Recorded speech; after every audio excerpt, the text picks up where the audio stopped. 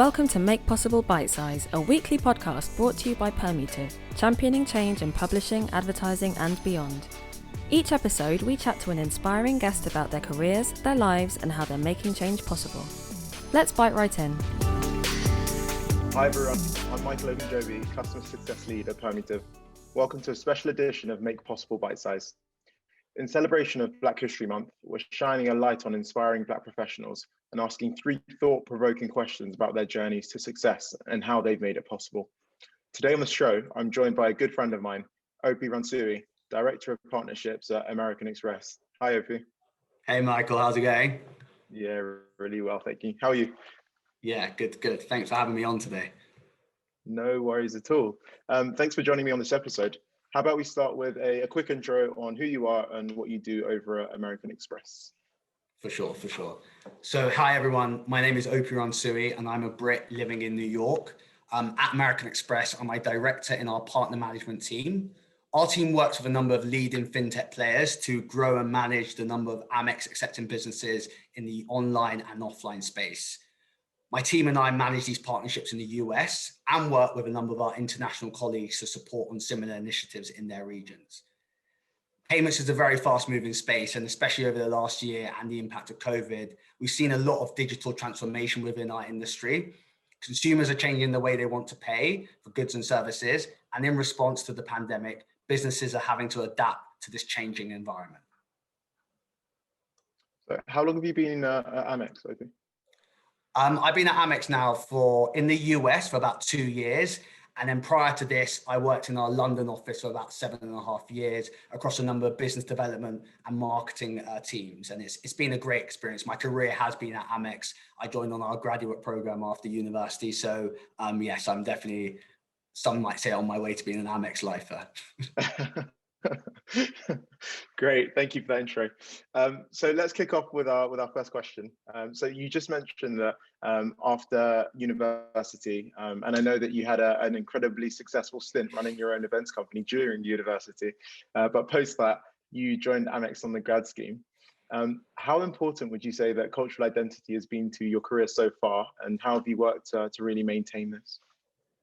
Yeah, no, it's a good question. So yeah, cultural identity has been important in my career. As a Black person within the corporate world, representation is not where it should be. That's just a fact. And ever since I joined Amex on the grad program, I do feel that the environment at work has allowed me to bring myself to the office. I think it's very important to have a number of friends and mentors from a similar cultural identity in the workplace, as this allows you to gather career insight, advice, and support from people that would have had similar experiences as your own. Over my time at Amex, I have looked to always be involved in colleague networks that represent the Black colleague base, and I found these experiences to be very rewarding. In August of 2020, I actually took on a co-chair role of our Black Engagement Network, also known as BEN, in New York, which has given me a whole new opportunity to be even more purposeful around owning my cultural identity in the workplace, but most importantly, giving back to our community. I feel that over the 2.5 years as well, it's also been very important from a professional perspective. When I was in our London team, I actually worked on our sub-Saharan African business, and those 2.5 years were very rewarding, but also professionally, it meant that I could actually use some of my knowledge and understanding of the space around payments in Nigeria, but also around the way that the consumer acts in Nigeria to actually support the business. Mm. So you touch on your Nigerian heritage, and I think that's something that we both obviously share. I'm interested to understand from you as a British Nigerian who's now moved over to the US.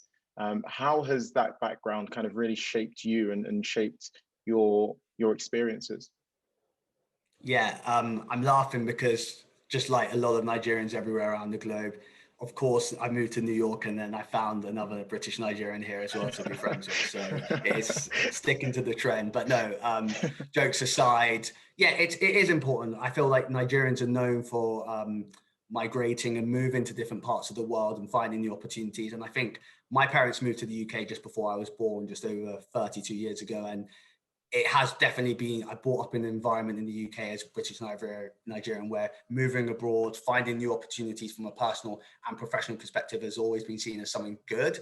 And I think moving to New York, I feel that's something that's actually linked to my heritage about following that path.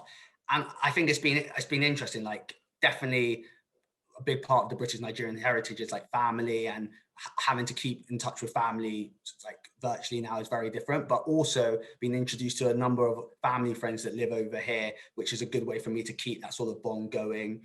As a British Nigerian, like many, I grew up in the church, so definitely finding a new church here and linking in with a lot of like-minded people as well has been very helpful. And I think on the social side, Nigerians are known that they like to have a party and definitely have a big social networks. And I've definitely looked to pre-COVID stick to those trends and like meet loads of new people moving here. So I feel like those aspects of my heritage as a British Nigerian have definitely filtered down as my time in living in New York. Yeah, I think I would absolutely agree with everything that you said, especially the part about Nigerians always looking to congregate and have a party. I think kind of prior to COVID, that was something that I experienced with you. So it's very funny to hear you say that. So moving on to my next question, I'm really interested to understand what challenges that you're most proud to have overcome. Especially or namely as a director within a really large corporate, as a Black man with kind of your heritage, with the identity that you have within yourself. Yeah, and I think this links back to my earlier point about Black representation in the corporate world. I think a challenge I'm very proud to overcome is that I have actually been at Amex for 9.5 years. Which has taken me to work in different countries, from Russia to Angola, allowed me to live and work in the UK, and then also move and live and work in the US, and also build a variety of like skills across a number of great projects and initiatives. And I think I'm proud of that because there isn't that much representation as you get further along in the company. And that's something that I've been very proud of. And over that time, I've been promoted a couple of times as well, which is also very like great. And I definitely am proud of that. I do feel that that is, as I think about that as well, though, that I see it as now my responsibility sort of to take on bringing up future Black talent that I see at the company and helping them to have similar opportunities that I've been given by leaders. So that's something how I see it as a challenge I've overcome, but how I can help others overcome that challenge as well. So on that point, how has that kind of manifested itself in the relationships that you have within the organization with other people who aren't only just from kind of Black backgrounds, but traditionally underrepresented backgrounds, especially within the field that you're in? Yeah, for sure. So a big part of what I like to do is offer myself in terms of being able to speak around career advice and definitely mentorship opportunities. I tend to have a number of catch-ups with people who are always willing. I'm always willing to reach out to speak to them and just like hear how they're finding their experiences, give advice from the mistakes I've learned through my career, and hope to like help them network and find new people to meet and find career opportunities in advance. So I think that's a big part of what I want to do. And yes, it takes up time in everyone's busy diaries, but it's something that I feel that by doing, I can show my support. As I said, I'm also part of our Black Engagement Network, and we run a robust events and initiatives that really help people to build their career at Amex, to get educated on what's happening in the community, and also make sure that they're giving back to those who are less fortunate outside of the workplace. So I think it's a mixture of giving up my time and then also helping on enterprise-wide initiatives or ways that it manifests from what I actually do. Yeah. Sounds like you're doing a lot around that. I think I personally myself, I think I would have benefited from someone kind of taking me under my wing, and in the same way that it sounds like you've done with a lot of your colleagues, especially towards the start of my career. So that's super impressive to hear about. Great. So that leads me on to my final question for today's show. What advice would you give for others wanting to make possible a success like yours? Yeah, I mean, I'm humble, so I'm not going to say that I've been able to create all the success I have. I believe in God, so I believe some of that definitely comes down to him. I would say that the actions I've taken myself, though, is around being clear about what I want and not being afraid to share those goals and ambitions with leaders who can help you get there. I think a big part of that is putting in the hard work to ensure that people trust you, and then seeking out opportunities that excite you, provide you with new skills, and definitely having moved to a new country, if you can see the world and take you out your comfort zones. Finally, I can't stress enough the importance of networking both inside and outside the workplace. I found that it's the relationships that you build and invest in then tend to lead to opportunities arising versus what you can see on like a job board or what you might get told by a leader. So definitely invest in relationships and make sure it's a two-way investment as well. Try and get things out of the people that you look to go and get things out of, but see where you can give back in those sort of mentor-mentee relationships as well. Amazing. Amazing. So I did say that would be my last question, but I want to sneak in one more just if we've got time. So obviously this podcast is it's for Black History Month. So I'm actually intrigued to understand a bit more from you about what does Black History Month mean to you, and why do you think it's important that that we have things like exactly what we're doing today? Yeah.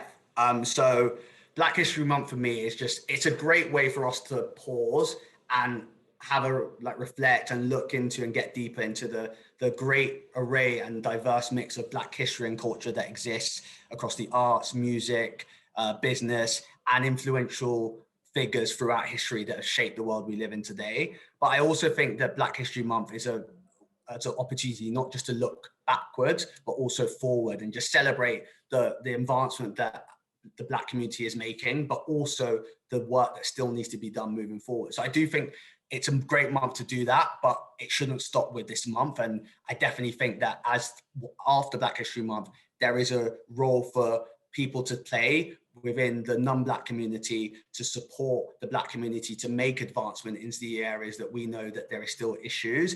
And I think what Black History Month actually does is create an opportunity and platform to educate society, and then following that, begin opportunities around allyship, which is the ways that non-Blacks can help Blacks to overcome challenges they face from an equality and equity perspective. Amazing. Thank you for sharing that. That was a really great way to end the show. These things, they always go so quickly. I feel like I could ask you a million more questions, but we're out of time, unfortunately. Opie, thank you so much for being a part of today's show. I really enjoyed that. I know everyone else will. Thank you, Michael, and I look forward to... You enjoyed it? Yeah, no, it was a great experience. Thank you, appreciate it. I look forward to catching up with you soon. Absolutely. So that just leaves me to thank you to all of the listeners for tuning into another special episode of the Make Possible Bitesize series. We're back next week with another inspiring guest talking about what they do to champion change, think in exciting new ways, and to really make a difference. Bye.